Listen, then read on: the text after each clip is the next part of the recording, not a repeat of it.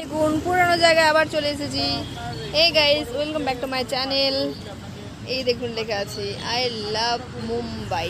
এই জায়গাটা আগেও অনেকবার এসেছি, আমার খুব পছন্দ, তার জন্য কি বলবো, পুরনো একটা জায়গা তো আগেও এসেছি বেশ কয়েকবার।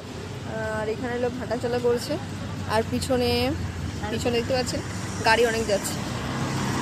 তো কী বলবো, দু একটা আগেও পোস্ট করেছি, সেম এখানকারই মানে ছবি ছিল, পোস্ট করেছিলাম। দেখানো যাবে কি না জানি না, লাইটটা আছে তাই দেখানো যাচ্ছে।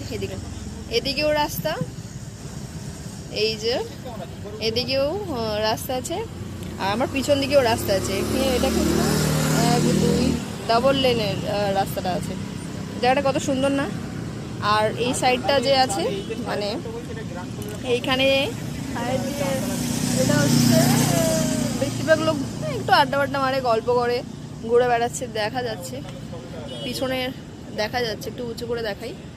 এই দেখুন সব লোকজন বসে আছে, গল্প করছে। পিছনে নজারাটা দেখুন কত সুন্দর। এখানে খুব কম টাইমে সবসময় আসা সম্ভব হয় না, কারণ যেখানটাতে আমি থাকি সেখান থেকে এইখানের দূরত্বটা অনেকটাই, খুব কাছাকাছি নয়, অনেকটা দূরে বলে সবসময় আসা যায় না। আর সবথেকে বড় কথা হচ্ছে যে যদি আপনি আসেন এদিকটাতে, আবার হেঁটে হেঁটে যাও খুব মুশকিল হয়ে যায়। তো সেই কারণে মানে আসাও খুব কম হয়। কিন্তু ঘুরতে ফিরতে যদি হয় না, কোনো কাজ বাজ না থাকে, অনেকে এদিকে ঘুরতে আসে, মনে করুন অনেকে এই কুকুর নিয়ে ঘুরে বেড়াচ্ছে, এই যেমন হয় সময় বেশি।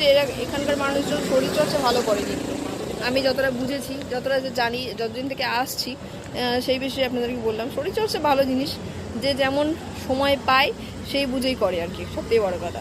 যদি সকালবেলা কারোর সময় হয়ে থাকে তাহলে সকালবেলা করে, কারোর মনে করুন যে অফিস ছুটি হওয়ার পর সে সেই হিসাবে সময় বের করে নিয়ে একটু শরীরচর্চা করে, কেউ 11টার সময় করে, কিন্তু শরীরচর্চা আলটিমেটলি করে।